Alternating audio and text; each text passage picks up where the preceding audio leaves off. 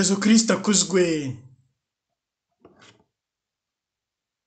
Bavandimwe muri Yesu Kristo wapfuye akazuka, kuri uyu munsi turahimbaza umunsi mukuru ukomeye wa Asensiyo ya Nyagasani Yesu Kristo umwami wacu. Ni ibyishimo bikomeye kubemera uwo Yesu Kristo, kwemera ko yamanutse aje kubacungura,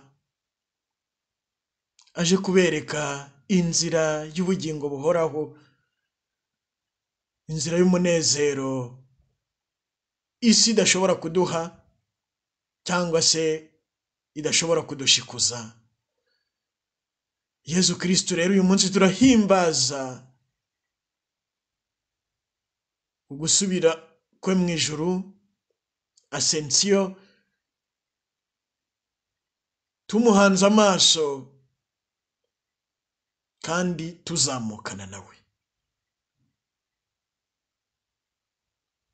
Amasomo rero twateguriye uyu munsi aratwereka Yesu Kristo mube, aratwereka ububasha bwa Yesu Kristo, aratwereka ikuzo rya Yesu Kristo.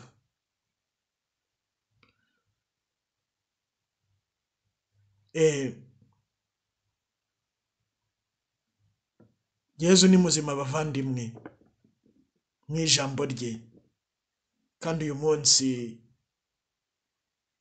arakubwira nawe arambwira, arakubwira nanjye arambwira, aratubwirira hamwe.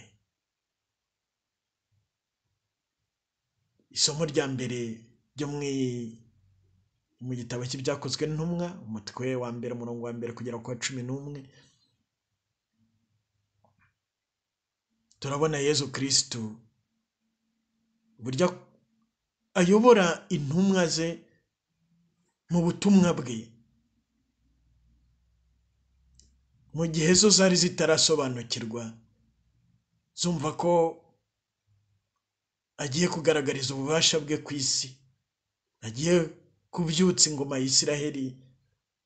Nyamara we ababwira amagambo yo kubamurikira, abibutsa ubutumwa bwe, ndetse ababwira n'ubwabo.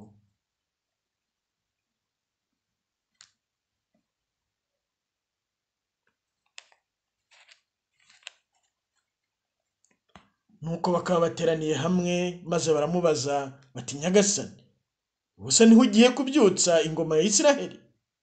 Arabasubiza ati, si mwe mugenewe kumenya ibihe n'amagingo Data yageneye ubutegetsi bwe bwite, ahubwo mugiye guhabwa imbaraga za Roho Mutagatifu uzabazamo. Bityo muzambera abahamya i Yerusalemu, muri Yudeya yose no muri Samariya, ndetse no kugera ku mpera y'isi.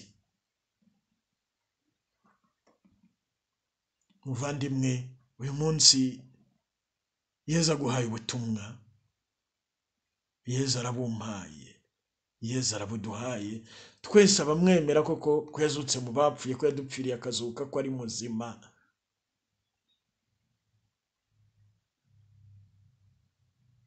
Muzambera abahamya i Yerusalemu, muri Yudeya yose no muri Samariya, ndetse no kugera ku mpera y'isi. Twibukiranye twese ubutumwa bwacu abakristo. Igihe tubatijwe twiyemeje kwanga icyaha, gukurikira Yesu Kristo no kumwamamaza. Uyu munsi Yesu aratwibutsa, Yesu arakwibutsa, Yesu aranyibutsa ubutumwa bwawe, kuba umuhamya we. Ese ugezeho ubikora? Igisobanuro dutanga, nta mbaraga dufite. Izo mbaraga Yesu arazisezeranya abamwemera kandi arazitanga. Ahubwo mugiye guhabwa imbaraga za Roho Mutagatifu uzabazamo. imbaraga za Roho Mutagatifu zabazamo, imbaraga za Roho Mutagatifu turimo, imbaraga za Roho Mutagatifu uje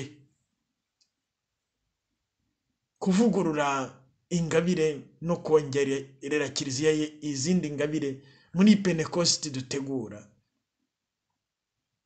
Roho Mutagatifu ntazagutererana, witinya rero gutumika, ahubwo mwiyambaze nawe.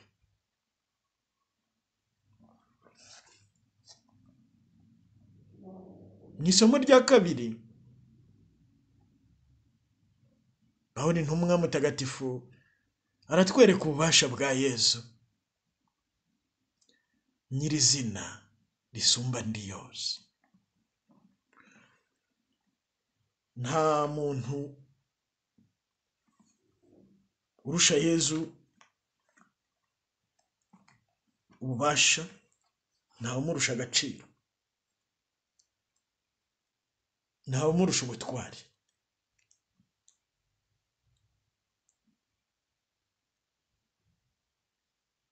Izo mbaraga zitagira urugero yanazigaragarije muri Kristo igihe umuzuye mu bapfuye, ikamwicaza iburyo bwayo mu ijuru, hejuru y'icyitwa igikomangoma, igihangange, ikinyabubasha n'ikinyabutegetsi cyose, ndetse no hejuru y'irindi zina ryose ryashobora kuvugwa ubu no mu bihe bizaza.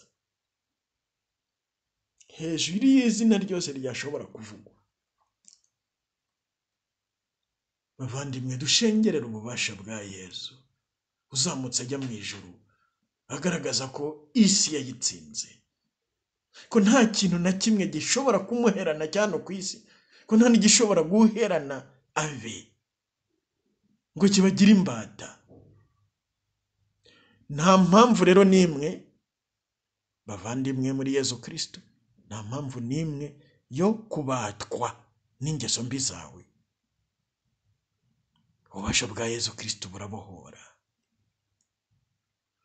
Izina rya Yesu Kristo rirakiza, rigakiza abarihamagaye bose, kuko nta muntu n'umwe ushobora kugira umucakara uwo Yesu Kristo yabohoye. Nta muntu n'umwe ushobora kugira icyo ashikuza mu biganza bya Yesu Kristo. Muri urwo rwego, Abanyarwanda bagitinya amashitani nuko batarahura na Yesu. Abo bose bajya mu bapfumu kuraguza nuko batarahura na Yesu. Abo bose bibera mu barungi cyangwa barangi kwa muyobya nuko batarahura na Yesu. Umunsi bamenye Yesu ububasha bwe, bazumva ko barinzwe n'uwo amashitani arashobora kuganza. Ariko nyamara kugira ngo Yesu akurinde, ugomba kumwiyambaza, kuba uri kumwe nawe, kuba uri muri we. Niyo mpamvu iryo zina ntawe ugomba kurisuzugura, warikure ku rurimi rwabo ririmo gutabara. Yesu, Yesu, Yesu. Nta wundi ushobora kutubohora, nta wundi ushobora kuturinda ibyo sekibi ashukisha abantu cyangwa se ubugome bwe, usibye Yesu Kristo. Mu ivanjiri rero Yesu arabitwibutsa kandi yongera no kuduha ubutumwa. Nimugende mwigisha amahanga yose, mubabatize mu izina ry'Imana Data na Mwana na Roho Mutagatifu, dore kandi ndi kumwe namwe iminsi yose kugeza igihe isi izashirira. Nahawe ububasha mu ijuru no ku isi, nahawe ububasha. Yesu afite ububasha bwose, nahawe ububasha bwose mu ijuru no ku isi. Nta muntu ufite ububasha buruta ubwa Yesu. Ibyo yaba yambaye byose muri ubu buzima, munsi y'iri zuba. Niyo mpamvu mu Banyafilipi 2:9 kugera ku 11 bavuga bati, kugira ngo abantu bose nibamara kumva izina rya Yesu, mu isi, mu ijuru n'ikuzimu bose bapfukame, kandi indimi zose zamamaze ko Yesu Kristo ari we Nyagasani, bihesha Imana se ikuzo. Bose kumupfukamira, bose kumwamamaza. hari abantu rero bafite indimi zanze kwamamaza Yezu, hari n'abafite amavi yanze kumupfukamira, nyamara bagapfukamira abantu cyangwa bagapfukamira ibintu, bakamamaza abantu cyangwa bakamamaza ibintu, ariko izina ribakiza ribaho ubugingo bw'iteka bakarizinzika bakariceceka. Bamubonye barapfukama. Mu ivanjiri ya none umutwe wa 28, ivanjiri ya Matayo umurongo wa 17, bamubonye barapfukama. Abahuye na Yezu bose baramupfukamira baramwubaha, ntabwo bashobora kumuhangara ko bagiye gukora amahano yanga, gukora amahano witwaje izina rya Yezu cyangwa kuko urisuzuguye. Yezu Kristo uyu munsi aragaragaza ububasha bwe, ariko ububonye wese akabwemera arangwa no kubwamamaza. Ntawe uhura na Yezu Kristo ngo yicarire. Niba rero wumva ko Yezu Kristo ariwe byishimo byawe, ariwe buzima bwawe, ngaho singiye kuvuga ngo kubita ibipfukamiro hasi, ngaho mupfukamire. Ni ukuvuga reka akuyobore, aho kugira ngo uyoborwe n'ubwirasi bwawe, ubusambanyi bwawe, ubwirasi bwawe, ubugome bwawe, umujinya wawe, ibikomere byawe, ibinyoma byawe, n'izindi ngeso mbi wowe ubwawe wiyiziho cyangwa wiyiziho wenyine gusa. Yezu arashaka kukuyobora. Pfukama, uvuga uti ibyandimo byose mbipfuyeho kuva none, maze amaso yawe uyerekeze kuri Yezu Kristo, aho kuyerekeza mu isi cyangwa mu bisi cyangwa ku by'isi, kugira ngo ubuzima bwawe buhinduke kuko indirimbo uhora utura Yezu. Byose ujye ubikora mu izina rye kandi wishimane n'abandi mumubyinira.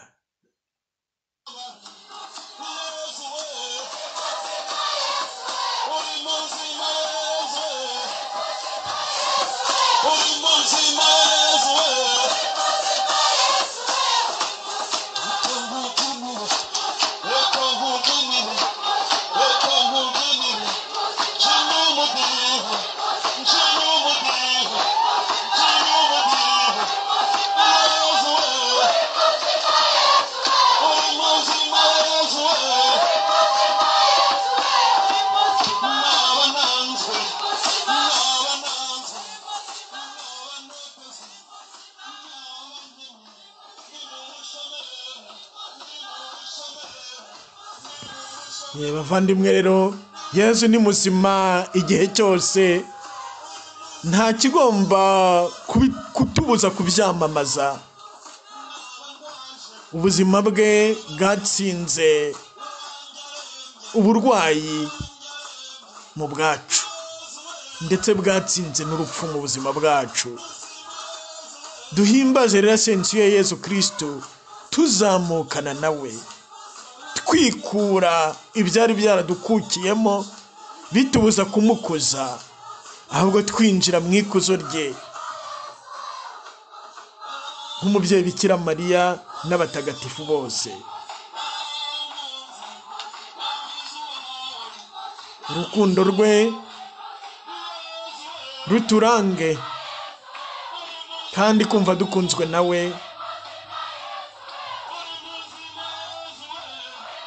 bitume tumwamamaza, kugira ngo n'abandi bamenye ko izina rye ryonyine ari ryo rikiza, kandi abamwemera bose byose babikora mu izina rye.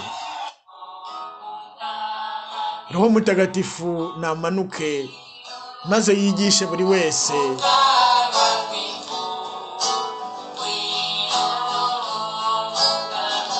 gukora urwo rugendo rugana aho Yezu azamutse ajya, nta cyongeye kumutega. Buri wese agira umunsi mukuru mwiza wa sensiyo, kandi yitegura kwakira Roho Mutagatifu hamwe n'umubyeyi Bikira Mariya.